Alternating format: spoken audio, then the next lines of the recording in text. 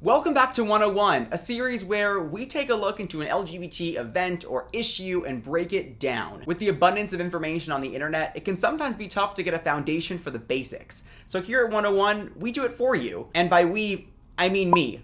I like to say we because it sounds more professional. So what are we going to be talking about today? Chechnya, a name that most people, including myself, were oblivious to until this year. Chechnya is a semi-autonomous republic of the Russian Federation. It's a small republic compared to Russia's 144 million populace, with a population of 1.4 million. The population is very socially conservative, hyper-religious, and regularly turns a blind eye to its many human rights abuses. So why is Chechnya internationally relevant in 2017? Back in February, reports began emerging internationally that over 100 men have been captured and tortured in the Chechen Republic, targeted for their sexuality. We started seeing headlines such as Chechnya detains 100 gay men in first concentration camp since the Holocaust. So what's really going on in Chechnya? Reports by Novaya Gazeta, which is a Russian newspaper well known for its critical coverage of Russia's social and political affairs, stated that there are 6 known prisons for homosexuals in the Chechen Republic. Sources even say that detainments of gay men are being handled by district police officers in Chechnya. They began their detainments by luring in gay and bisexual men by using LGBT messenger apps. The men are detained, their phones are broken into, and the contacts of other gay and bisexual men are accessed. It's a setup, and it's how Chechen law enforcement are rapidly growing the number of detainees that they have. In July, The New Yorker published interviews of Chechen gay and bisexual men who have experienced the torture firsthand. The men say that the detention centers use torture tactics, such as simulating drowning by pushing their heads into a bucket of ice water, or attaching clothespin-like clips wired to a battery that attaches to their earlobes or other extremities.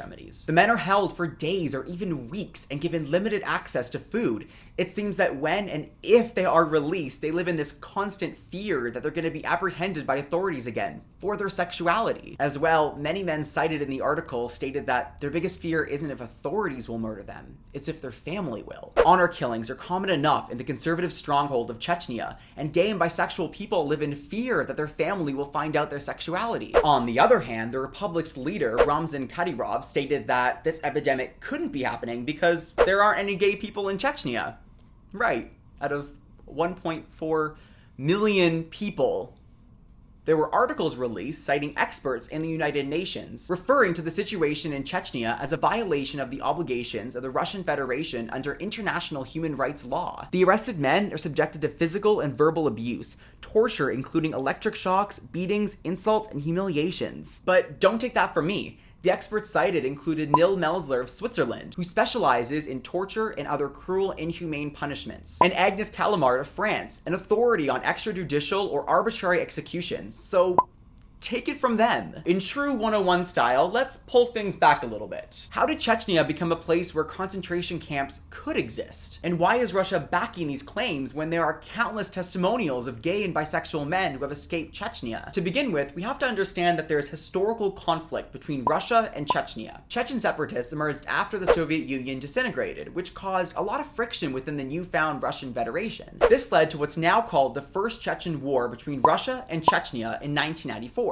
After immense pressure from Chechnya, Russia backed off after a couple years. However, the conflict started back up in 1999, which led to Russia establishing control over Chechnya. In recent years, Chechnya has become a great asset to Russia. In Russia's court, Chechnya is behaving and keeping the separatist mentality at an all-time low, which is great for the government and great for President Vladimir Putin. As well, the republic's leader Ramzan Kadyrov regularly praises Putin publicly. He's loyal to the Kremlin. And in Chechnya's court, the Kremlin provides funds to help rebuild infrastructure that was destroyed during the Chechen wars. So with that in mind, why would the Russian government step in even if there's proof of human rights violations in Chechnya? The Russian government spent so long trying to keep a cap on Chechnya, and it seems that they now have it. There's even suspicion that in exchange for a symbolic ownership, Putin allows Kadyrov to rule Chechnya in a don't ask, don't tell manner. All in all, the biggest issue going on is that there are a lot of unknowns. I would love to sit here and tell you everything there is to know of the treatment of gay and bisexual men in Chechnya,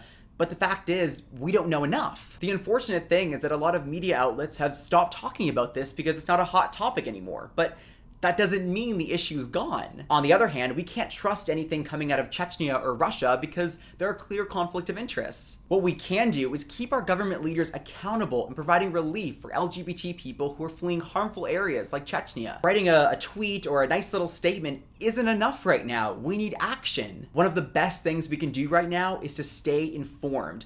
Just because the media isn't talking about something doesn't mean it's not happening. Thank you so much for tuning into this episode of 101. I'll see you guys in my next video. Bye.